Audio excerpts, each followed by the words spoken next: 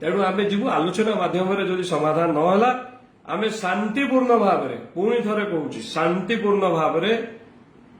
मु एकुटिया मु धारणा देवी मु मोर उत्तर पाइबा पर्यंत मु धारणा रे बसिबी अनिर्दिष्ट काल जे पर्यंत मु मोर उत्तर न पाई मोर लड़े जारी रहिबो मोर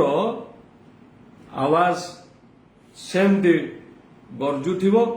मु प्रश्न पचारुथिबी मो लोक मानक पई मु लड़ुथिबी मो अंचलवासी पई मु बहुत गर्वित जे जो मात्रा रे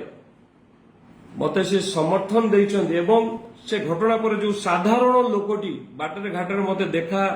हेइछन्ती तांकर जो भल पाइबा तांको आखिरे मु देखिछि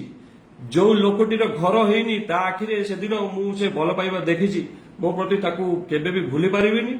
सालेपुरवासी मते 80,000 प्लस 80,000 रु अधिका भोट देइथिले से कथा को केबे भूली पारिबिनी सालेपुर को केबे छाड़ी पारिबिनी एतिकी मोर आपण मानकु कहिबार थिला बहुत बहुत धन्यवाद समस्त को आशा करछि आपण माने समस्ते भले अछंती भले रहिबे काली मु जीवी ब्लॉक को तापर पुणी आमे